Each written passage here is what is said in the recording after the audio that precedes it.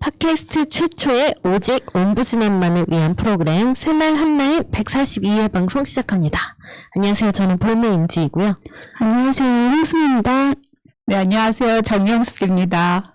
네, 다들 잘 지내셨죠? 네. 지난주에 저랑 이제 명숙님이 밝은 옷을 입고 와서 오늘 황수님이 예고대로 두 분이 연락해서 따로 정하기 위해서 오늘 까만 황수민님을 돋보이게 하려고 네. 저희가 또 블랙으로 이것이 바로 왕따인가 한라인의 왕따가 존재하는가 제가 오늘 한번 느꼈습니다. 오해하시겠어요. 너무 짜시고 네. 네. 좀 더 돋보이게 하기 위한 네. 저희들의 효과였고요. 네. 그 영상으로 한번 옷을 입고 와보겠습니다. 못 짜게. 네. 여러분들 3월 잘 보내고 계시나 모르겠어요. 요즘 좀 날씨가 쌀쌀했다 풀렸다 하기 때문에 외투 꼭 챙기셔야 될 것 같고, 네. 봄인 것 같지만 그래도 아직은 많이 추우니까 감기 많이 조심하시고요. 컨디션 조절도 잘 하셔야 될 것 같아요. 맞아요. 네. 그러면 이슈 아닌 이슈 먼저 가겠습니다. 제가 가져온 건데요. 우리가 사람들이 처음 만난 사람들끼리 항상 물어보는 말 있잖아요. 혹시 나이가 어떻게 되세요? 이런 거.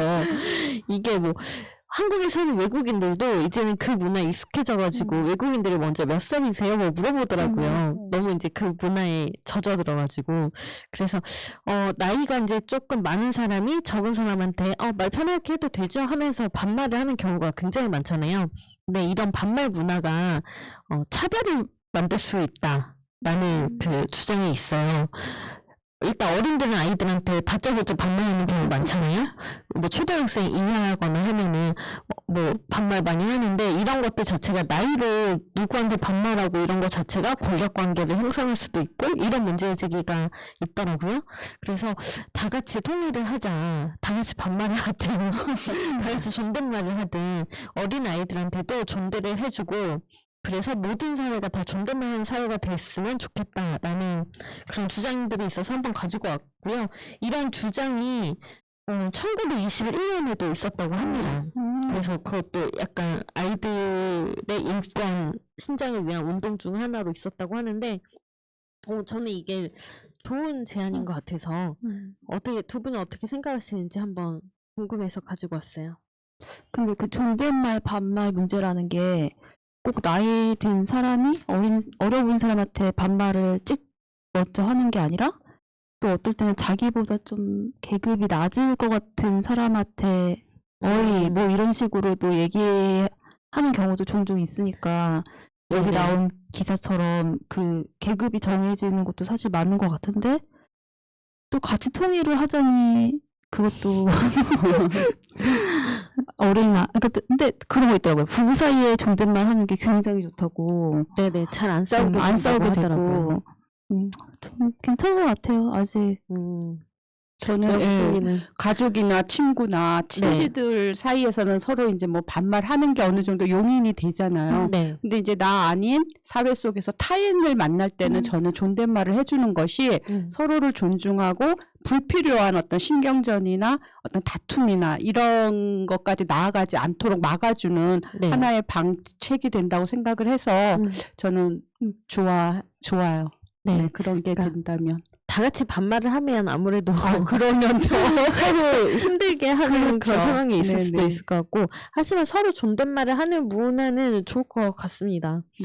네, 그 계급 얘기했었는데 사실 이런 반말 문화가 계급제 때문에 있었던 거잖아요. 양반들이 그 양반이 아닌 계급들한테 반말하고 나이 여하를 막론하고 그리고 드라마 같은 거 보면 요즘도 부잣집 같은 데서는 거기서 일하는 사람들한테 다 반말을 하잖아요. 그런 식의 어떤 계급제 문화가 잔재가 아직 남아 있으니까 서로 존댓말 하자 이거는 참 좋은 생각인 것 같아요. 기사에 잠깐 나오는 말인데 뭐 외국 사람들은 존대 반대말 이런 게 개념이 많이 없어서 굉장히 그것도 편하다 이런 얘기 나오는데 존댓말 반말 전에 처음에 그 말씀하셨던 몇 살이세요? 몇 학번이세요? 이렇게 그냥 물어보는 것 자체도 좀 이제는 그만해야 될 것 같다는 생각이 그렇죠, 그렇죠. 들었어요. 네. 사실 그 나이 물어보는 게 서열 정화를 위해서 보는 거잖아요. 서열 정화. 존대를 할까 말까 약간 이런 것 때문에 물어보잖아요. 저도 안 물어보려고 엄청 애를 쓰거든요. 가끔 궁금할 때 있는데. 몸에 배워서 근데 네. 저 너무 궁금해서 물어보고 싶긴 한데 이거부터 없애는 그런 문화를 만들어 가야지 서로 존중하는 말투가 나올 것 같아요. 그리고 전에도 한번 이런 얘기를 한 적이 있는 것 같은데 나이를 물어봐서 이제 서로 나이를 알게 됐어요. 그러면 나이가 많은 사람이 말 편하게 할게. 말 편하게 해도 되지? 약간 이런 식으로 얘기하는데 네. 그거는 오히려 나이 어린 사람이 이제는 괜찮다 싶을 때 말 편하게 하세요라고 해야 되는 거지 나이 많은 사람이 정할 문제가 아니다. 맞아요. 그리고 어느 조직에, 그러니까 제가 굉장히 좋다고 여겼던 게 거기는 뭐 여러 종류의, 그러니까 나이나 뭐 여러 이제 종류의 사람들이 모이는데 거기서는 뭐 사적으로 뭐 언니, 동생 이렇게 안 하고 다 네. 그냥 선생님 아니면 또 좀 격이 없이 쌤 이런 식으로 그냥 네네네. 동등한 느낌을 주기 때문에 저는 그런 체계도 굉장히 좋더라고요. 예. 네. 저희도 다 님으로 부르잖아요. 네, 네. 그렇습니다. 다른 이슈는 어떤 분이 가져오셨을까요? 제가 가져왔는데요. 이번에 이제 3월 초에 그 지난 1월에 한강에 투신했던 어떤 공무원 분의 그 시신을 발견을 했는데 이분이 이제 구청에서 근무를 하신 건데 이제 주로 담당했던 게 민원 쪽이었어요. 근데 이분이 이제 작년 1월에 새로 이제 공무원 사회에 발을 들이고 처음에는 아마 맡았던 일이 이런 쪽이었나 봐요. 보니까 1년에 거의 한 6천여 건. 그게 이제 하루로 따지면 근무일에 한 25건 정도의 민원을 그 맡아서. 그런데 우리가 생각할 때 보통 우리가 정말로 불편하거나 이게 공공의 이익 때문에 이제 민원을 넣는다고 생각을 하는데 이거를 좀 이렇게 자료를 보다 보니까 악성 민원인들이 생각보다 많은 거예요. 그래서 이분이 근무하셨던 구청에 어떤 사람은 1년에 13,000건 이상을 민원을 낸 사람이 있더라고요. 그건 정말 정신병적인 편집증적인 그런 어떤 증상을 가진 분의 행위가 아니었나 그렇게 생각이 드는데 그러니까 그렇게 시달렸을 때 너무 힘이 드니까 아마 이제 그것 때문에 그래서 업무상 재해로 인정을 해줘야 된다라는 그런 거고요. 저도 공감합니다. 많은 분들이 공무원들은 민원 이런 거 발생하는 거 되게 싫어해라고 하면서 너가 뭔가 억울한 일 생기면 좀 불편하면 민원 넣어 이런 얘기 많이 하잖아요. 근데 그게 누군가에게는 과도한 업무가 될 수 있다라는 거. 그래서 그냥 내가 기분 나빠서 하는 민원 정도는 감정을 다스리시는 게 좋지 않나. 그러니까. 그리고 이게 조금 와서 현장에서도 그 담당 공무원에게 행패를 부리는 그런 분들도 있고 이제 그런 경우에는 이제 법적으로 정말 좀 강하게 처벌을 할 수 있는 그런 조치들이 필요하고 이게 사실 민원인의 입장과 또 이제 그것을 또 행정적으로 다루는 또 공무원의 입장이 사실은 좀 다를 수는 있긴 한데 이렇게까지 자신의 목숨을 버릴 정도로 스트레스를 받으면서까지 일하게 할 어떤 이유는 없는 것 같아요. 그래서 이런 문제가 제기됐을 때만 좀 잠깐 뭐 이렇게 또 논의가 되는 것보다는 뭐든지 이게 좀 근본적으로 좀 대책이 마련되면 좋겠다. 이제 그런 마음에서 가져와 봤습니다. 네. 이분이 주정차 단속을 하신 거였는데 주정차 단속이 일단은 그 과태료를 물게 되면 굉장히 받는 사람은 기분이 나쁜 게 사실이잖아요. 근데 왜 저 사람은 걸리고 저 사람 안 걸렸는데 왜 나만 걸려요? 이래서 억울할 수 있는데 주정차 하면 안 되는 곳에 이미 주정차를 한 건 잘못이니까 그걸 내 잘못으로 좀 가지고 가야 되는데 엄한데 화풀이를 한 거죠. 그래서 일단 고인의 명복을 빌고요. 이런 공무원에 대한 과도한 업무 부담 이런 것들을 조금 개선을 해야 될 것 같고 업무상 재해로 인정을 해주는 게 맞지 않나라는 생각이 드네요. 네, 그 다음 이슈. 저희가 정말 이 듣고 싶은 이름 중에 하나가 이 마크 램지어라고 하버드대 교수가 있잖아요. 저번에는 또 본인이 비판받고 비난받는 것이 두려워 사과하고 내가 좀 잘못된 것 같다고 이렇게 하길래 이 사람이 자기가 비난받고 비판받는 게 되게 싫었나 보다. 지는 그러면서 하고 넘어갔는데 얼마 전에 보니까 이 출판을 한다고 인터넷에 3월달에 올리고 출판을 한다고 출판사에서 얘기를 한 거예요. 그래서 가만히 생각을 해보면 이 사람은 출판사에서 돈을 받았을 거 아니에요? 출판사에서 돈을 받고 그 다른 그 자기 사상과 이런 걸 그 출판사한테 다 떠넘기고 본인은 비난받는 게 두려워서 사과하고 책은 책대로 나오고 또 우리나라의 그 구구들은 또 이 사람 옹호하던 사람들은 또 올컨이 잘 됐거나 하고 또다시 또 들고 일어나고 있고 근데 또 해외에서는 이 우리나라 사람뿐만 아니라 해외에 있는 뭐 노벨 평화상 받으신 분 그리고 하버드대 교수 또 다른 곳의 교수 심지어 또 중국 대사관 그분까지도 이 사람을 굉장히 비난하고 있는데 어떻게 우리나라 그 사학자들은 전 시민들이나 저희가 이렇게 막 화내고 이러는 거는 봤어도 사학자나 어디 그 유명한 교수라는 사람이 우리나라 사람이 이 사람을 비난하는 뉴스나 이런 걸 한 번도 본 적이 없거든요. 그래서 이 사람 가만 두면 안 될 것 같아서 지금 계속 한번 해보려고. 네. 근데 출판은 강행한다고 하는데 사후에 이걸 뭐 뺀다거나 약간 이런 식으로 바꿀 수는 있다고 하더라고요. 그래서 지금 많은 분들이 부적절하다라고 얘기를 하고 있는 상황이고 그런 공감대가 형성돼 있으니까 네, 여기에 대해서 다시 사후 처리가 되기를 바라고요. 그 웃긴 게 램지어 교수가 이메일을 보내잖아요. 그러면 영어로 된 이메일에는 답변을 안 하는데 일본어로 보낸 메일에는 꼭 답변을 한다고 하네요. 네. 아니 그 자신의 그 학문에 그 자신이 있으면 이럴 때는 피하면 안 되잖아요. 네. 자신의 주장을 적극적으로 또 그거에 또 반박하는 사람들하고 만나서 토론을 하고 어떤 것이 보다 명확하고 또 역사에 적합한 것인지를 논의를 하면 참 덜 문제가 될 텐데 틱 던져놓고 자기는 뒤로 빠지고 이런 거는 안 되죠. 그 학문하는 사람의 태도가 아닙니다. 이 사람 진짜 더 짜증나는 게 이 사람이 일본 사람의 그 정신이 완전히 박혀있다고 생각하는 게 위안부 그 할머니들만 비난한 게 아니라 우리나라 그 삼일항쟁까지도 비판을 하고 있어요. 그러니까 이 사람은 완전히 그 일본의 그 뭐라고 그러지? 극우적인 그런 게 너무 많이 박혀있기 때문에 또 말하자면 가만두지 않겠습니다. 돈의 노예입니다, 진짜. 네, 여기까지 이슈 아닌 이슈였습니다. 이메일이 왔습니다. 작은 생각님이 보내주신 이메일이고요. 오세훈, 광화문 광장을 가득 메운 촛불의 뜻은 결코 더불어민주당 지지가 아니었다. 윤석열, 상식과 정의가 무너졌다. 최근 국진당의 서울시장 후보로 선출된 오세훈이 후보 수락연설에서 한 말과 윤석열이 검찰총장을 사퇴하면서 한 말 중에 따온 말입니다. 도대체 얘들은 제정신을 갖고 있는 건지 궁금합니다. 먼저 오세훈, 촛불의 뜻이 뭔지 알기나 하는지 궁금합니다. 이명박의 명박산성 앞에서 503 탄핵을 외치며 광화문에서 타올랐던 촛불은 오세훈 당신이 받들어 모시던 간악하고 사기꾼인 놈과 무지하고 오로지 애비의 후광으로 대통령이 된 503을 단죄하기 위한 국민의 마음이었습니다.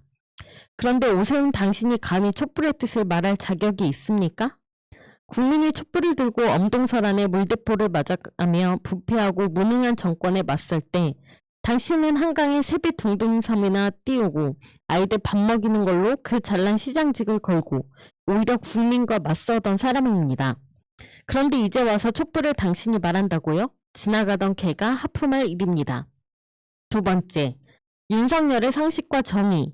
제가 아는 상식이란 사람들이 보통 알고 있거나 알아야 하는 지식, 일반적 전문과 함께 이해력, 판단력, 사리 분별 따위가 포함되는 걸 말합니다. 또 정의는 개인 간의 올바른 도리를 말하거나 사회를 구성하고 유지하는 공정한 도리를 말하는 걸로 알고 있습니다. 묻습니다. 조국 장관에 대한 전방위적인 압박과 수사 어디에 상식과 정의가 있습니까?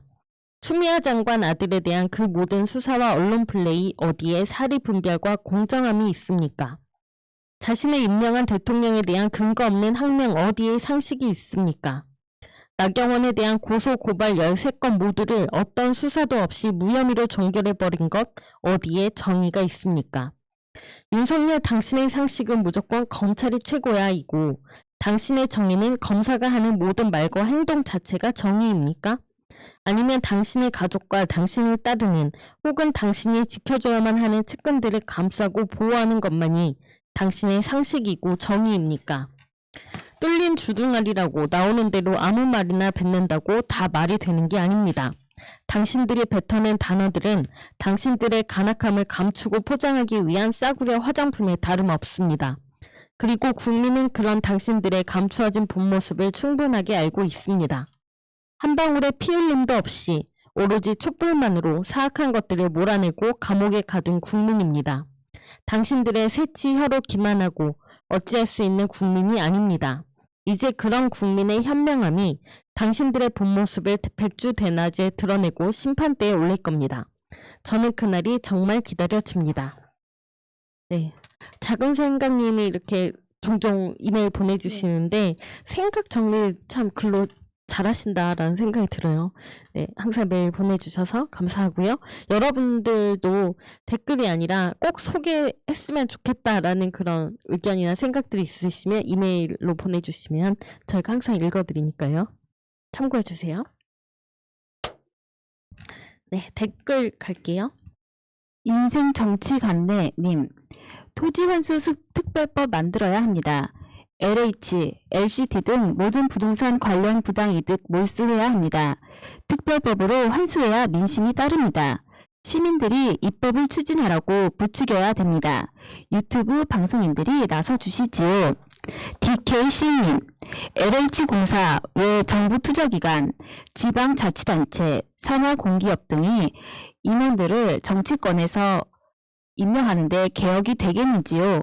연봉, 직원 채용 등등등이 합리적이고 공정했나요? 사전에 입법과 행정력으로 차단해야죠.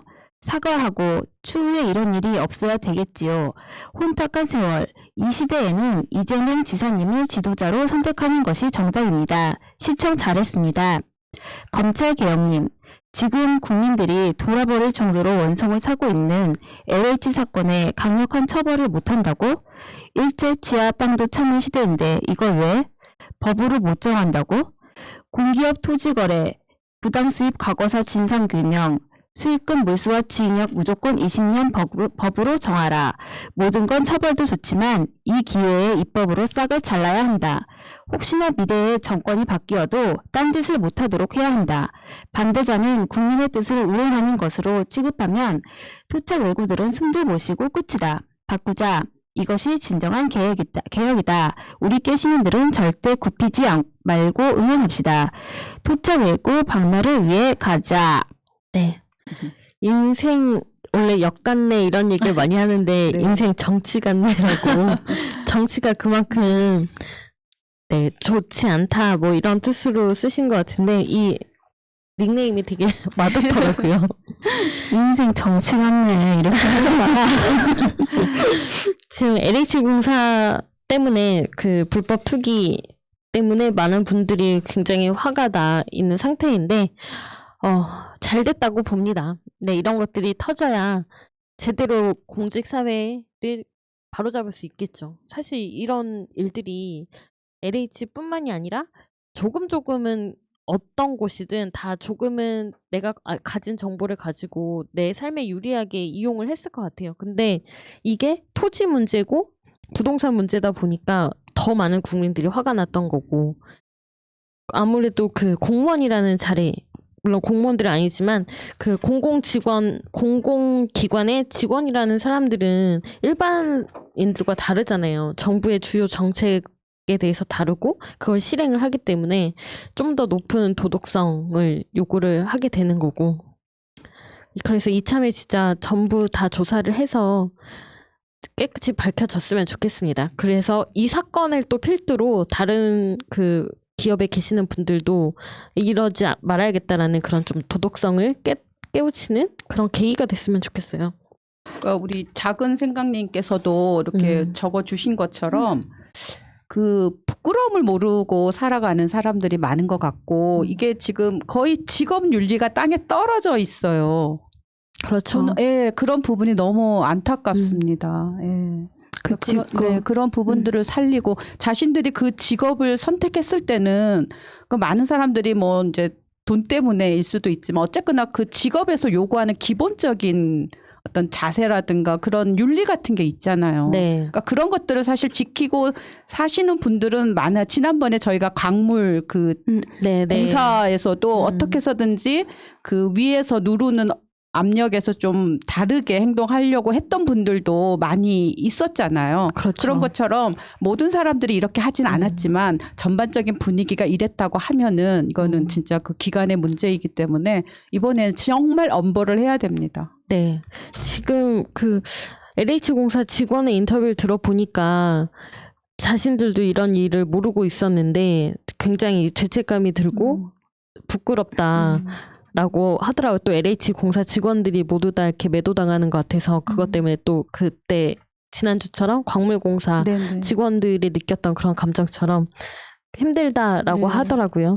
근데 이런 부동산이나 토지 관련해서는 사실 정보가 빠진다는 거는 많은 사람들이 알고 있었잖아요. 그러니까 그런 정보를 이용해서 돈을 벌고 그런 사람들이 있다는 거는 사실 누구나 알고 있었는데 그냥 유야무야 뭐.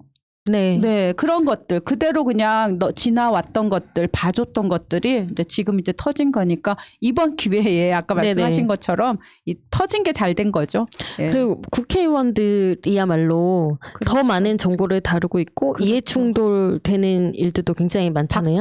박덕흠 그 국회의원 주호영 23억. 네. 좋겠다 23억.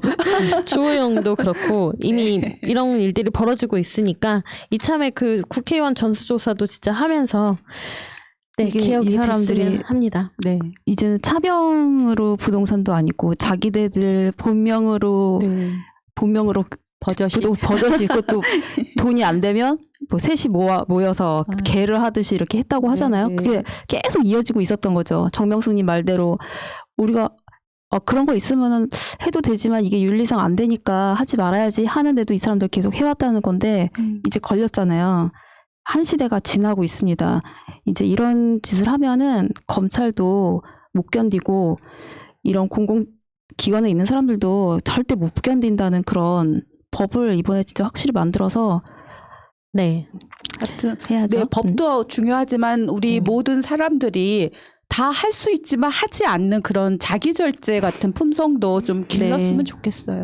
그 개혁 법안들을 어떠한 것들이 필요하다라는 것들을 일깨워주는 사건이 아닌가 싶어요. 네. 박정민님, 극우들 이런 사건 터지면 그럼 여당과 대통령은 하는데 애초에 지지자들 색깔부터가 진보 진영은 부패를 척결하고자 하는데 극우 진영은 굳이 언론들에게 언급 안 하면 아무도 부패 척결하자고 말하는 경우가 없습니다.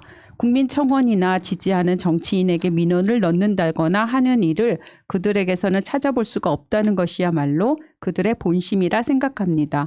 배통희님, 보고 싶은 것만 보고 듣고 싶은 것만 듣고 믿고 싶은 것만 믿고 하고 싶은 것만 하고 이렇게 살다 보면 누구나 짐승이 되고 만다. 선거철만 되면 이슈화하지 말고 법과 제도로 막아야 할 것. LCT나 LH, 그다음에 옵티머스, 라임 사태 등. 빈센트 198님, 선별 성애자 이낙연과 임종석은 부동산 대박 등 불로소득자들에게 선별적으로 엄중하게 높은 세율을 적용하고 내부 정보를 이용한 투기로 이득 본 사람들에게 선별적으로 엄중하게 과징금 폭탄을 내릴 수 있는 법안이나 마련하라. 네. 해금님, 윤 짜장이 뭉개고 봐주고 했던 사건들 빨리 수사를 해야 한다. 장모와 부인 김건희 사건, 나경원 불기소 사건, 한동훈 사건, 한명숙 사건, 옵티머스 무혐의 사건 등등. 서결이 직권남용으로 수사를 받고 지연시키고 봐주던 것들. 수사가 들어가면 윤 짜장은 공수처법 제1호가 될 것이다. 코코9657님. 추적, 사학, 배은망덕, 아나무인, 선택적 수사, 가족 측근들 보호, 정치질로 허송세월, 누릴 거 다 누리고 지멋대로 다 해놓고 피해자 코스프레, 법과 국민의 입에 담다니 어처구니 없다. 권미경님, 이곳은 대구입니다. 윤석열이 대구 온 날 차에서 내릴 때 대선 유세할 때 후보자가 온 것 같은 장면이었는데 윤석열 하면서 환호하는 팀과 물러가라는 팀이 왔거든요. 그런데 물러가라는 팀은 윤석열이 이명박근혜를 감옥 보낸 장본인이자 행동대장이라 가슴에 피가 맺혔다고 하네요. 오늘 아침 3월 6일 매일신문에 나왔어요. 저는 그냥 보수와 우리 쪽 그렇게 두 진영으로 생각했는데 그게 아니었답니다. 네, 윤석열이 뭐 국민의 짐쪽 대선 후보가 될 수 없는 이유겠죠, 이게. 그리고 지지하는 사람들도 있지만 네. 일단 진짜 이명박 박근혜 때문에 윤석열을 싫어하는 사람들도 꽤 많고 그 싫어하는 사람들이 또 국민의힘의 주요 지지자 극렬 지지자들이라는 거. 네. 근데 윤석열이 그쪽에서는 윤석열이 자기네들 그 여왕님과 각하를 이명박근혜를 감옥에 보냈다고 싫어하는 쪽도 있다고 하는데 사실적으로 말하면 윤석열이 보낸 건 아니죠. 아, 그렇죠. 국민들이 보낸 거죠. 국민들이 네. 보낸 거죠. 그러니까 이 두 팀이 뭐 싸우는 거는 어쩔 수 없겠지만 윤석열은 분명히 본인을 위해서 검찰을 위해서 이런 행동을 했던 국정농단 사건을 했던 거고 본인이 도대체 뭐가 정의로웠던 건지 속속들이 이렇게 다 자기네들이 기획하고 수사하고 이랬던 게 다 이렇게 증거 증인 또 국민들한테까지 다 알려지고 있는데 언제까지 언론으로 틀어막고 또 정치 쪽으로 또 바로 들여놓으려고 하는 건지 그 정치적으로 바로 들어놓으려고 할 때 본인이 어떤 하나라도 정의로운 게 있는지 하나라도 좀 얘기를 했으면 좋겠다는 생각이 들었어요. 제가 왜 그 얘기를 했냐면 아까 전에 그 정의로운 얘기가 혹시나 이명박근혜를 자기가 집어넣었다는 그런 생각을 하고 있다면 그것도 우리는 아니라는 거를 알고 있다는 걸 알고 있어야 된다고 생각합니다. 네. 계속 갈게요. 네. 정석현이님, 윤석열 사태를 마냥 쾌재라고 좋아할 일은 아니다. 이놈 짜장이 앞으로 전국을 다니며 강연한다 하는데 뻔한 내용이겠지만 국민을 선동하면서 그럴싸하게 포장해서 새치혀를 놀리면 언론은 계속 빨아줄 거고 전국은 혼란스럽겠지? 혼란스럽게 돌아가면 정부 여당에 절대 유리하지 않다는 것이 저의 판단입니다. 그러니 넋놓고 있지 말고 대비해야 합니다. 최근 발언 보세요. LH 사건 신속하고 광범위하게 수사해야 한다고 하잖아요. 이런 발언에 국민들은 혹할 수 있거든요. 경계해야 됩니다. 절대 웃을 일이 아닙니다. 765431님, 오래된 유머를 하자면 윤석열은 조국을 등진 자가 되어버려서 후보가 될지 모르겠네요. 매봉사님, 윤석열아, 뇌 상태가 안 좋아 보인다. 최대집 병원에서 뇌수술 해야겠다. 최성희님, 살기도 힘든데 왜 검사들 인사까지 국민들이 알아야 하는지 역사에 두고두고 역적 간신으로 영원히 남을 윤석열, 곧 영화도 나오겠네. 네. 윤석열이 지금 이제 사퇴하고 난 이후에 사실 그 어떤 행보도 안 하고 있거든요. 근데 언론에서 너도 나도 매일같이 윤석열에 대한 기사들을 쏟아내고 있는 상황이고 또 여론조사의 지지율이 올랐고 하다 보니까 많은 분들이 걱정을 하시는데 윤석열을 그렇게 무서워하실 게 없습니다. 이 사람은 두려운 존재가 아니고요. 한낱 전 검찰총장일 뿐이고요. 그냥 몸무게 세 자리 윤석열 씨일 뿐이니까.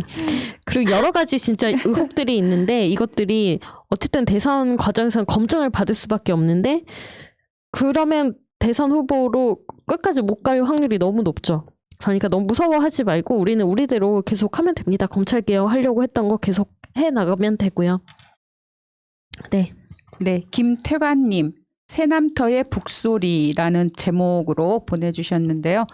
대역죄인 대사헌 윤석열, 사헌부 관리 한동훈, 대윤위왕이란 혹세 무민으로 역심을 품은 대사헌 윤석열과 신복 사헌부 관리 한동훈, 이들을 추종하는 사특한 사헌부 관리들은 자신들의 사리사욕과 파당 정치를 위해 토착 왜구들과 내통하여 언로를 왜곡하였으며 개혁의 표상으로 백성들의 신망이 두터운 형조판서 조국을 참소하고 그 일가의 멸문지화를 초래한 경자년 검난의 원흉들이며 권세를 이용한 온갖 폐악질로 백성들의 원성이 날로 더해져 작금에 이르러서는 국론이 분열되고 군왕에 대한 민심 위반을 초래하여 종묘사직을 심히 위태롭게 하였다.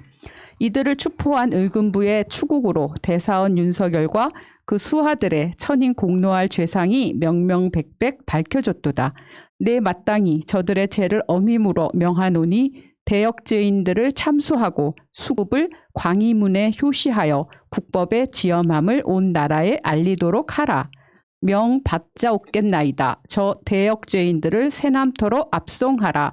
예의 새남터의 북소리 둥둥둥 망나니의 갈춤 휘리릭 싹둑싹둑 싹둑싹둑 이게 굉장히 많이 나와 있고요. 이제 삼족 마지막이요 싹둑 로또 대박 맞은 까마귀들의 떼창 까까까 이것도 상당히 많습니다. 그러니까 뭐 예전 같으면 진짜 뭐 이렇게 되었겠죠. 뭐 참수 당하면서 태영청에 이어서 참수까지 나왔어요. 네네. 그 대윤위왕이라는 게 왕 위에 윤이 있다. 그런 거죠. 네. 예전에는 그러니까 우리가 이제 왕조를 거쳐왔으니까 다들 그런 생각들 많이 하셨더라고요. 삼족을 멸하고 뭐 대역죄인이고 역모를 도모하고 우리가 사극을 또 많이 봤잖아요. 그러니까 그렇게 좀 풀렸으면 하는 그런 심정들이 또 이렇게 이런 또 산문시로 드러나는 것 같아요. 가끔은 뭐 예전에 그런 좀 그런 뭐 능지처참이라거나 이런 식의 좀 과한 형벌들이 필요할 때가 있다, 필요한 사람이 있다라는 생각이 들 때도 있죠. 안 돼요. 그래도 너무 끔찍합니다. 그렇죠. 그런 생각이 들 때가 있죠. 어떤 사람들을 보다 보면 그래서 그런 의견이 반영된 게 아닌가 싶어요. 네. 싹둑싹둑 전부 다 단두대 얘기도 뭐 요즘에 나오는 게 뭐 있더라고요. 어떤 분하고 관련돼서. 그러니까 얼마나 그 사람들의 미움을 사고 화를 나게 했으면 분노를 샀으면 이런 일들이 일어나겠습니까? 부산의 그분인가요? 단두대? 어떤 이번에 맞습니다. 그분은 본인이 스스로 본인이 단두대 그쪽으로 걸어가겠다 했어요. 이렇게 말씀하셨던 게 나와 있더라고요. 네, 오스돌로님 검찰총장 추천합니다. 최강욱 의원님으로. 신서구님 69세 부산 남정네임 부끄럽다 부산 부마항쟁의 현장이 눈에 선하다. 김영삼의 회절로부터 꺾인 부산의 정기 언제나 그 정신을 회복할까. 이창수님 오세훈 부동산 투기 박형준 엄마 찬스. 김서공님 민주개혁 진보 세력에게 호소합니다. 아직도 갈 길이 멉니다. 혼자서 가면 빨리 갈 수 있지만 금방 지치고 더불어 함께 가면 더디지만 덜 지치고 멀리 갈 수 있습니다. 샵 나의 한 표가 미래를 밝게 한다. 하바나님 서울시장도 민주당 다음 대권도 민주당 장기 집권 50년 가자. 네, 지금 부산에 계신 분들이 약간 많이 걱정들을 하시는 것 같아요. 그리고 이렇게 부산 사람들이라는 거를 되게 좀 부끄러워도 하시고, 네. 근데 여러분들이 부끄러워 하실 필요는 없을 것 같고, 주변에 많이 좀 알려줘야 될 것 같아요. 박형준이 어떤 사람인지, 이명 박형준이라는 거. 그리고 투표 꼭 해야 된다라는 거. 그다음에 최근에 또 LCT 관련한 의혹들도 막 나오고 있잖아요. 이런 것들을 주변에 자꾸 알려줘야 될 것 같아요. 어제 오늘 보니까 자녀 그 학교 그 얘기도 나오는 것 같고 속속들이 이제 의혹들이 나오고 있죠. 혹시 부산 가보셨어요? LCT 본 적 있으세요? 최근에는 없어요. 있죠. 뭐 해운대 가면 보신 적 있으세요? 네.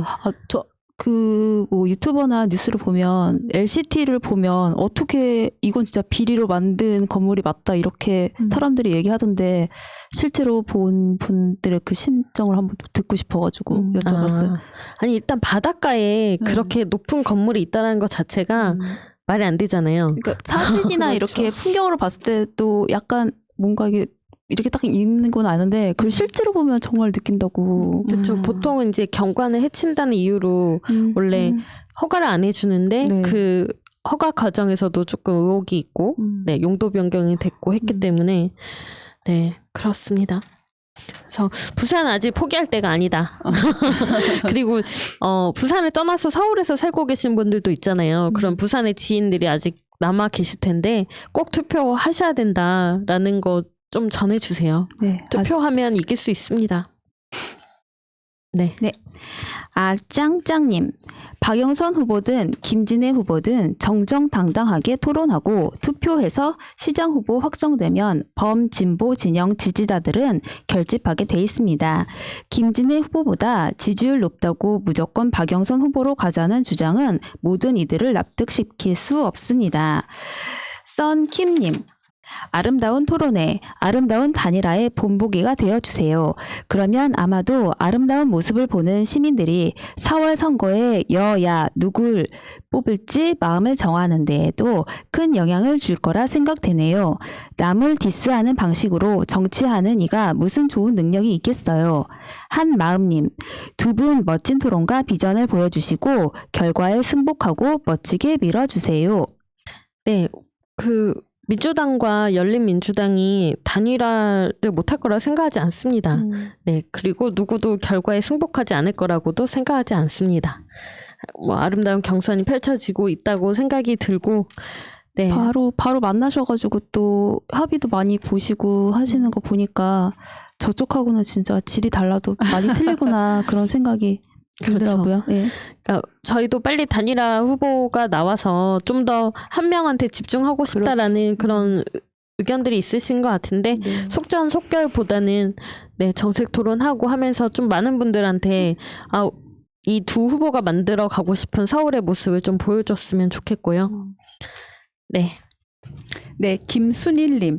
일반 국민들은 자기를 키워준 임명권자를 배신한 윤이나 이 당 저 당 기웃거리다 못해서 창당하는 김한길, 정동영, 안철수는 안중에도 없고 잊은 지 오래니 그렇게 중요하게 다루면서 신경 안 써도 될 것 같네요. 고정민님. 적폐들한테 방심하면 안 되지만 그래도 뭔가 급이 좀 되는 사람하고 붙어야지 이게 어디서 패잔병들이 모여서 외인 부대라도 만드는 건가? 프랑스의 외인 부대는 그나마 폼이라도 조금 나지 저것들은 그냥 에휴 찌찌찌. 문대수님, 공자의 말씀. 이롭지 않은 사람, 정직하지 못하고 성실하지 못하고 말 돌리고 아첨하는 사람, 강자 앞에 약하고 약자 앞에 강한 가장 형편없는 대표적인 인간이 아베. 한국에는 명박. 네. 송석이님. 노무현 대통령님이 말씀하셨습니다. 나에게는 문재인이라는 친구가 있다. 그래서 나는 대통령감이 된다. 정말 뭉클하고 가슴 뛰는 말씀 아닙니까? 문재인 대통령님의 성공적인 퇴임을 위해 우리 민주시민이 끝까지 뭉쳐야 합니다. 반대로 저 토의 숫골 개보수 놈들을 철저히 쓸어버려야 합니다. 정말 치가 떨리는 놈들. 저들은 가만히 있을 자들이 아닙니다. 방심하면 안 됩니다. 틈을 주면 안 됩니다. 현재 그 실체를 여실히 느낄 수 있지 않습니까? 속지 마시고 주저앉지 맙시다. 토베치스타님, 외국 교민으로서 한국인들은 정말 문통에게 감사해야 함. 다른 나라들 찌질하게 코로나 하나 제대로 못 막아 우왕좌왕하는데 제가 사는 나라는 그나마 좀 사는 나라라고 돈으로 메꿔 입막음을 하는 정도임. 한국에 있으면 한국이 어떻게 돌아가는지 언론의 글장난에 속아 모르지만 외국에서 보면 정말 한국의 현 정부는 선방에 선방을 하는 것임. 어휴, 그러고도 찌라시들의 선동에 속아 헛소리하는 사람들 보면 정말 점점점. 백운예술인 트롯방송님. 전국의 모든 관공서에서 의무적으로 보는 신문 구독 폐지 서명운동 합시다. 직원들이 개인적으로 보든지 해야 합니다. 시민 세금으로 관공서에서 구독하는 신문을 폐지해야 합니다. 네, 제가 요즘에 클럽하우스라는 새로운 SNS를 하면서 해외에 있는 그 한국인들하고도 얘기를 하게 되는데 그 해외에 계시는 분들한테는 그쪽 코로나 상황은 어때요? 이걸 꼭 물어보거든요. 네네. 그러면 정말 많이 비교가 됩니다. 이게 또 언론에서 나오는 거랑 실제 삶을 사는 사람들의 이야기는 다르잖아요. 그래서 파리 같은 경우는 아예 배달 자체도 9시 반 이후인가는 못하게 한대요. 그래서 아예 또 6시 이후에는 외부에서 식사를 할 수가 없고 그런 식으로 다 본인들이 견뎌내야 한다고 하더라고요. 또 일본은 더 상황이 심각한데 다들 그 언론 보도도 숨기고 있다라고 생각을 하잖아요. 근데 실제 그게 맞는 것 같다. 자기 주변에 확진자가 나왔는데 그 확진자가 통계에 포함되지 않았고 어떤 데도 보도되지 않았고 그다음에 뭐 병원으로 가지도 않는다. 집에서 버티라고 한다. 이런 증언들을 해주시더라고요. 그래서 우리는 정보를 정말 투명하게 공개하고 있고 잘 대처하고 있다. 특히 그 많은 분들이 저희 지금 5인 이상 집합금지하고 이런 것들을 다 잘 따라주고 계시잖아요.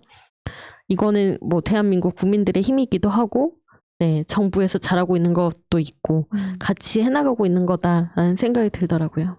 그러니까 국민들이 굉장히 잘하고 정부도 잘하지만 그 추적 처음에 한 100명 이하로 나오거나 이랬을 때 추적할 수 있는 그 국민들이 개인 정보나 뭐 카드 명세서 같은 거 다 아무 말 없이 제출을 하면서 여기까지 이렇게 방역이 잘 이루어진 거잖아요.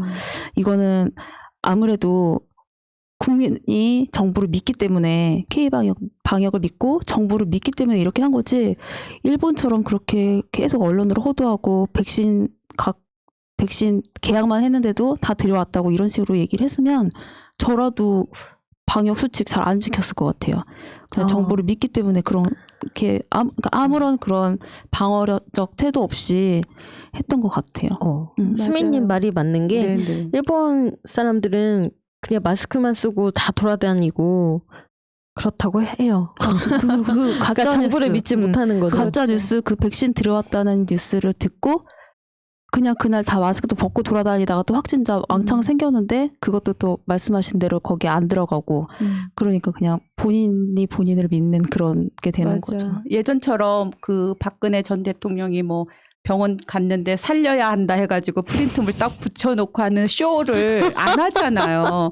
그리고 모든 것들을 다 솔직하게 공개하고 하니까 네. 믿지 않을래야 않을 수가 없는 거죠. 그때 메르스 같았으면은 네, 그렇죠. 그 살려야 한다. 낙타 먹지 말라고. 네, 그러니까 고등어 미세먼지 저거에서는 또 고등어 좀 덜 구워 먹어라 막 이런 맞아. 얘기도 했었고. 그때 뉴스 네, 그러니까 생각나네요. 예, 어떤 정부냐에 따라서 또 달라지는 거죠. 국민들의 반응도. 네. 그리고 뭐 많은 분들이랑 뭐 얘기할 때도 나오는데 5인 이상 집합 금지가 정말 효과가 있다. 그리고 뭐 지금은 10시로 늘어났지만 영업시간을 9시로 제한했던 것도 진짜 효과가 있다. 그걸 이제 본인들이 살면서 느끼니까 네, 그런 정부의 정책들을 믿고 또 따라주는 국민이 있으니까 저희가 코로나 상황에서 계속 선방을 하고 네. 있는 것 같아요. 빨리 종료가 되길 바랍니다. 그리고 관공서 신문구도 의무적으로 보는 거 이거는 폐지하는 게 맞다고 생각합니다. 네. 그리고 그 사람들도 신문 안 봐요. 관공서에 갖다 계신 놓고 분들. 가는지도 모르고에 그냥 갖다 놓고 가는 건 것 같아요. 그러니까 자기네도 이제 구색 맞추려고 뭐 옛날 말하면 조간신문이라고 해서 쭉 네, 조중동 쭉 깔아놓고 이렇게 디스플레이처럼 해놓는 건데 우리 관공서다 막 이렇게 해놓는 건데 그 앞에다가 이렇게 사절이라고만 써놔도 다 안 보면 되잖아요. 요즘에 누가 종이 신문 봅니까? 그리고 그게 이제 일부 그런 종이 신문사들 살리기 위한 하나의 방편으로 이용되고 있다는 걸 네. 많은 분들이 이제는 알게 됐기 때문에 그 폐지하는 거는 좀 쉽지 않을까라고 생각을 네네네. 하게 돼요. 제가 20대 때 이런 그 회사에서 신문 철하는 걸 했었어요. 네네. 기사, 네. 네, 신문이 오면 그렇게 나무에다가 네, 맞아요. 맞아. 신문을 이렇게 철, 끼워가지고 네. 그런 걸 했었는데 네, 네. 그때도 다들 신문을 안 봤습니다. 근데 지금은 오죽하겠느냐고요. 다 이렇게 포털이나 이걸 통해서 신문을 그렇죠. 보는데 언론을 보는데 이거는 꼭 됐으면 좋겠네요. 연합신문에 연합통신에 들어가는 국고 보조금 같은 것도 1년에 거의 300억이 넘는다고 하잖아. 네. 그것도 좀 조정을 했으면 좋겠어요. 완전히 안 주기는 네. 어려우면 그렇잖아요. 아마 국가 그게. 통신사다 보니까 지원을 아예 끊을 수는 없고요. 그러니까. 하지만 네. 연합뉴스에서 나는 그런 가짜 뉴스나 그렇죠. 좀 조작된 정보, 네, 네. 왜곡된 정보 이런 네. 것들에 대해서는 거기에 대해서 벌금을 매겨야 되지 않을까 싶어요. 그 아이디어를 내자면 그렇게 국가 보조금으로 연합뉴스에서 이렇게 보도를 하면은 다른 일반 언론사에서 다 따가잖아요. 그렇죠. 그 따갈 네. 때마다 어느 정도 뭐 이렇게 저작권처럼 돈을 좀 주면서 따가라고 하면 국가 보조금도 아. 조금 줄일 수 있고 근데 통신사기 때문에 막 퍼가지 않을 수 있지 않을까? 아니, 그건 통신사기 때문에 네, 조직 그거는 자체의 존립이 네. 그거여서 네. 네. 뭔가 또 나름대로 전문가들이 또 머리를 모으면 좀 근데 원 나오지 소스를 않을까. 제공하는 게 연합뉴스니까 네. 그런 징벌적 손해배상일 때도 연합뉴스가 더 많은 책임을 가져야겠죠. 그렇다 봅니다. 네, 좋습니다. 계속할게요. 윤종원님, 민족문제연구소의 친일 인명사전 응원합니다. 니콜라이 킴님, 긴급 속보, 일본 도쿄올림픽 선수 없이 개최 결정. 비님, 여론조사 지난 총선 보면 답 나오지. 적폐들 총선 이길 거라 생각했는데 대패. 나만 해도 여론조사 하는 전화 오면 그냥 끊어버림. 070이나 일반 전화 번호가 거주 지역 아니면 아예 받지를 않아서 무조건 여론조사는 실제보다 여당이 낮게 나올 수밖에 없음.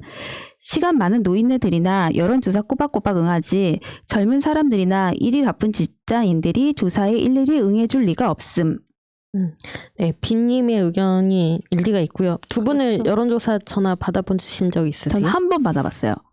저는 한 2번 정도 받아본 적이 있는데 한 번 처음에 그거 받았을 때 굉장히 불쾌했던 게 이제 조사 같은 걸 하고 나서 어머 다 했다 이러면서 전화를 끊는 거예요. 그래서 어머 이렇게 직업 의식이 없어서야 감사합니다라고 딱 해야지. 어머 다 끝났다 이러면서 전화를 확 내려놓는 거예요. 그래서 굉장히 무례하구나 그런 생각을 했었고요. 그 다음에 했을 때는 이제 또 제가 가지고 있는 어떤 정치적인 네네. 의견이나 이런 것들을 전화를 주신 분하고 좀 서로 나누면서 웃기도 하고 그때는 좀 좋은 기억이 있었어요. 네. 저도 그때 한 번 받아봤는데 좀 안 좋은 기억이 뭐였냐면 선생님이라고 했나? 귀하라고 했나? 그러니까 어느 당을 응원하십니까? 뭐 1번, 뭐 더불어민주당 막 이렇게 하는데 자동으로요? 아니요. 사람이 하는 거였어요. 아. 사람이 이제 그렇게 쭉 읽어서 사는데 제가 얘기할 때마다 자꾸 화나시는 목소리로 변하는 것 같아요. 그래서 괜히 잘못했나 내가 중도라고 그럴 건데 점점 화나시. 그 대통령님 국가 수행 능력이 어떻다고 생각하십니까? 1번 매우 좋음, 2번 좋음 막 이렇게 하는데 또 매우 1번이요. 그러니까 네. 점점 화가 나시는 것 같아서 저도 되게 안 좋은 기억이 있어요. 여기 나오는 것처럼 이렇게 ARS로 하는 게 더 조금 더 그렇게 한다는 거에 좀 약간 일리가 있는 것 같아요. 네. 저는 빈님처럼 저도 일반 전화나 070 번호는 안 받거든요. 네네. 네. 그러니까 여론조사를 받아본 적이 없어요. 전화를. 저도 일반 전화는 안 받. 그때 070으로 왔던 것 같아요. 그러니까 여론조사 결과에 대해서 너무 일희일비하지 않으셔도 된다. 네네. 뚝심을 가지고 투표하시면 됩니다. 그냥 네. 투표하시면 될 것 같습니다. 네, 김동성님, 김용민 의원님이 민주당에 계셔서 우리는 행복합니다. 마지막까지 우리들의 꿈을 이루어 주시길 바랍니다. 김용민 화이팅. 장고쟁스님, 김용민 의원은 민주당 보배다. 능력도 최고, 인품도 최고다. 이션님, 김용민 의원 때문에 남양주로 이사 가고픈 1인. 변치 않는 정치인은 지지자도 절대 변하지 않는다. 김용민 너무 좋아.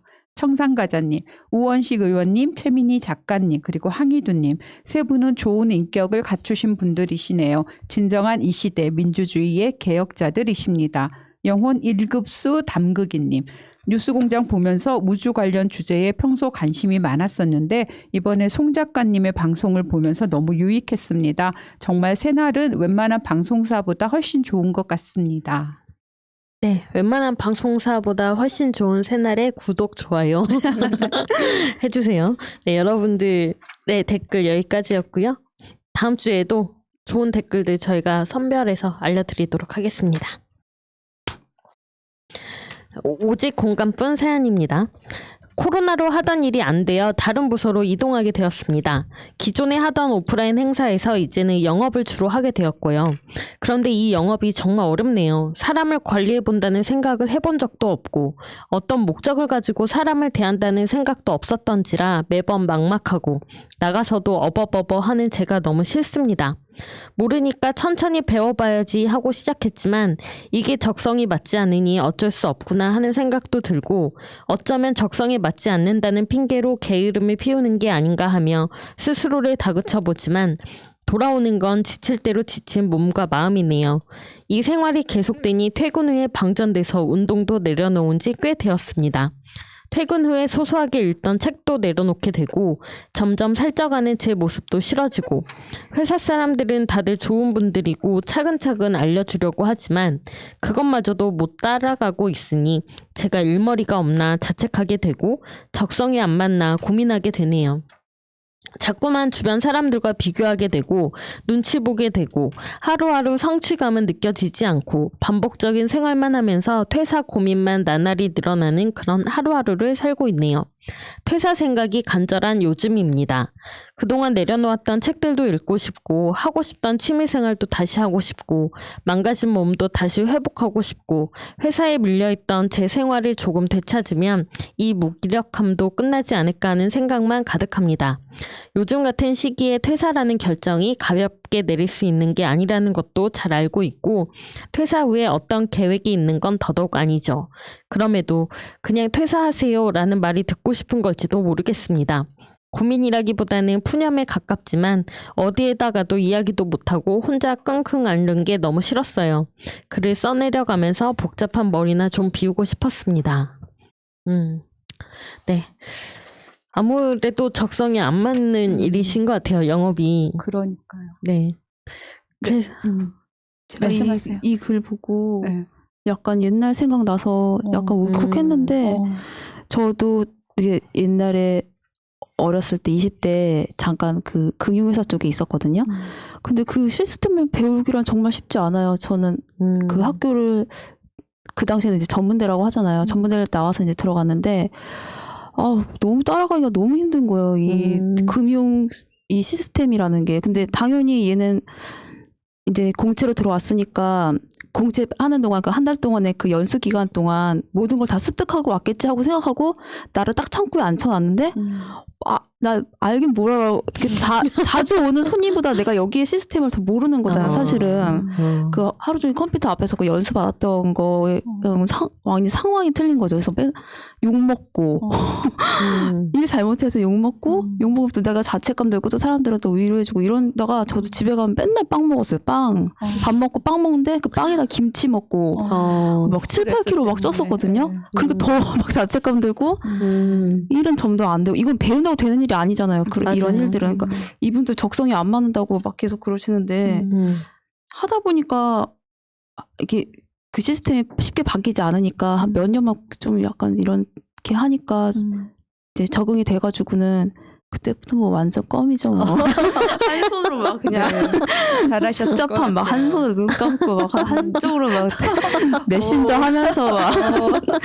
근데 아니, 얼마나 힘들지 진짜 이해가 가서 아무것도 하고 싶지도 않 이해가 가요. 근데 정말 퇴사를 하기 전에 조금만 이게 고비가 2년, 4년 막 이렇게 있으니까 조금만 힘들잖아요. 이렇게 회사 들어가기 조금만 주변 사람 때문에 그런 게 아니라면 조금만 해줬으면 제가 정말 부탁드려요. 저는 이분이 영업이라고는 하셨지만 어떤 시스템화에서 어떤 일을 하는지 정확하게 말씀을 안 하셔서 조금 파악하기는 어렵지만 제가 생각할 때 이 영업이라고 하는 거는 맞는 사람이 있는 것 같아요. 그러니까 이게 어느 정도의 성향이나 어떤 똑같은 얘기지만 기질의 차이가 있기 때문에 이거에 적응을 못하는 사람들도 틀림없이 있다는 생각이 들거든요. 얼마를 하더라도. 그래서 제 생각에는 내 기질상 이건 정말 안 맞다고 하면 안 하는 거. 그러니까 이게 지금 시스템 안에서 사람을 만나는 것과 영업을 하면서 뭔가를 이뤄내야 하는 거하고는 조금 차이가 있는 거기 때문에 네네. 사람 만나서 뭔가 성과를 내야 하는데 그게 안 맞다면 저는 이분은 안 하시는 게 맞지 않을까. 네네. 네, 그 생각을 했어요. 진짜 어떤 일인지 그 약간 종류가 조금 네, 궁금하긴 그렇죠. 하네요. 그래서. 진짜. 네, 뭐 회사를 그만둔다고 해서 갑자기 하루아침에 내 인생이 막 크게 바뀌지는 않거든요. 그래서 정말 안 맞다고 생각하시면 퇴사를 고려하시는 것도 좋은 것 같아요. 그리고 원래 이직을 하는 거는 현재 직장에서 준비를 하는 게 맞거든요. 맞아요. 네. 현재 회사 보험을 다니면서 들어놓고 네. 해야죠. 계속 이렇게 다른 회사에 이력서 넣어보고 그다음에 면접이 잡히면 휴가 내고 그렇게 가서 면접을 보고 지금 이렇게 이직 준비를 해보시는 게 좀 좋을 것 같고요. 이런 무기력함이나 이런 것들도 잘 안 맞아서 생기는 것 같거든요. 그 업무 시간 아니 하루 일과의 대부분을 다 업무 시간에 보내는데 직장에서 맞아요. 이렇게 스트레스를 받으시면 거의 일상이 무너지죠. 저도 영업을 해봤는데 영업을 하면 괜히 약간 그런 의뢰 감정이 있어요. 그래서 의료. 당연하죠. 내가 막 이렇게 사람한테 전화를 했는데 사람들이 다 전화를 안 받아요. 그러면 평소에는 그냥 무슨 일 있나 보다라고 생각됐고 내 전화 피하는 거야. 약간 비굴해지는 네. 그런 게 이렇게 있죠. 생각이 들어요. 그러면 근데 밤에 보면 이제 전화했던 사람들이 아까 무슨 일이 있어서 못 받았어. 뭐 때문에 못했어. 막 이렇게 다 답이 오거든요. 그러니까 괜히 영업한다라는 것 때문에 위축되는 감정이 들기도 해요. 그러니까 이분도 약간 그런 것 때문에 굉장히 힘들어하시는 것 같은데 나랑 영업이 맞지 않다면 전 바꾸시는 게 맞다고 생각이 들고 다만 내가 방법을 모르는 거라면 영업하는 방법을 모르는 거라면 유튜브에 굉장히 많거든요. 영업 비밀 뭐 이런 거 네, 영업하는 네. 방법 네, 이런 네. 것들 한번 그런 걸 보시면서 자기한테 맞는 거를 한번 체험도 해보시고 그래도 안 되겠다 싶으시면 이직 준비하는 게 맞다고 봅니다 저는. 근데 별로 그렇게 막 큰 지금은 당장 뭐 회사냐 뭐 나 자신이냐 이 둘 중에 하나만 결정하려고 생각하니까 뭐 너무 큰 거 같이 생각하는데 사실 뭐 퇴사해도 할 일은 많고 세상은 넓으니까 진짜 세상은 넓거든요. 네, 제가 네. 회사를 그만두고 나서 알았어요. 왜 이제 그만뒀지? 막 그러니까 너무 고민하지 마시고 세상은 네, 진짜 네. 넓고 그 선택지가 많으니까 너무 고민하지 마시기 바랍니다. 네. 건강이 안 좋아지는 건 정말 안 되는 일이에요. 예. 저도 영업 그만뒀을 때 사람들이 얼굴 좋아졌다 그랬어요. 왠지 그럴 것 같아. 그러니까 민지님 영어 못할 것 같아. 자존감 너무 높고 뭔가 부려야 될 것 같아. 제 말이 맞지 않나? 그래도 성취 찍을 건 다 했어요. 그러니까 잘한 것 같아. 그만큼 근심이 있고 스트레스가 있으면 얼굴에 드러나더라고요. 아무리 웃고 있어도 그 편하게 보이는 그런 웃음이 아닌 것 같더라고요. 이분도 약간 지금 그런 상태신 것 같아서 이거를 이겨낼 방법을 찾으셔야 되는데 그 방법을 진짜 계속 할 것이냐 아니면 관둘 것이냐로 찾을 수 있지 않을까 싶어요. 근데 회사 그만두시고 굉장히 괴로우신 것보다 후회보다 더 그 희망이나 이런 게 더 많으셨어요? 더 좋았던 네, 저는 금방 극복? 되게 후련했어요. 네. 그러니까 그냥 어딜 가나 웃게 되고. 웃으니까 좋은 일만 생기고 그런 거죠. 근데 보면 우리가 네. 이제 아까도 투신하신 그 공무원 경우도 그렇고 요즘에 또 택배 기사님들 네네. 또 사망하는 경우도 많고 우리가 산다는 게 그 뭐 일 때문에 사는 건 사실 아니잖아요. 맞아요. 살기 위해서 일을 하는 건데 그렇게까지 자기 목숨을 내던지면서까지 어떤 현장에 있을 필요는 없다라는 생각을 좀 하게 돼요. 그러니까 어쩔 수 없이 있어야 되는 상황에 있는 분들도 있지만 그런 상황을 10분 이해를 한다고 하더라도 거기에서 이렇게 그러니까 다른 탈출구를 이제 찾아보시는 게 오히려 더 나은 것이지 그 현장에서 그대로 자신을 그대로 그렇게 명수님이 맞습니다. 항상 얘기하시는 그 나를 소중히 하고 인간이 가장 중심이고 먼저다. 이 일이 먼저가 아니다. 그 말이 그래서 저는 사실 그 8시간도 노동 시간이 길다고 하거든요. 네. 그래서 길어요. 네, 그런 부분들도 있고, 그러니까 예전에, 그러니까 이게 아직까지는 우리가 뭐 이런 생각을 이상적으로만 받아들이지만 예전에 이런 부분들을 이제 뭐 책으로든지 사상으로든지 펼쳐내신 그런 분들이 있어요. 그러니까 그런 사상들이 면면이 이어오고 점점 더 이제 그런 것들을 현실에서 적용을 해 나가면서 우리의 일상들이 그래도 좀 나아지고 있는, 좀 진보하는 거라고 네. 저는 생각이 들거든요. 그래서 말도 안 되는 생각 같지만 지금 벌써 기본소득에 대한 얘기들도 얼마든지 나오고 노동시간 줄어드는 것도 나오고 점점 변해가거든요. 그러니까 어느 한 직장에 내가 여기서 뭐 몸을 바쳐야 되고 이 일 아니면 할 게 없고 그런 좁은 어떤 우리가 사고를 할 때 그 터널 사고라고 해서 그냥 어떤 생각에 집중하면 다른 생각을 할 여지가 여유가 없다고 하더라고요. 그렇죠. 그러니까 좀 넓게 길게 보시고 내 삶이 중요하지. 네. 그러니까 저는 항상 그걸 먼저 생각했으면 좋겠다라고. 예. 네. 우리가 일을 하는 것도 어쨌든 살아가기 위해서 일을 그렇죠. 하는 건데 네네. 일 때문에 내가 살기가 힘들면 그렇죠. 그 일을 때려쳐야죠. 그렇죠. 그렇게 생각하셔야 네. 되고요.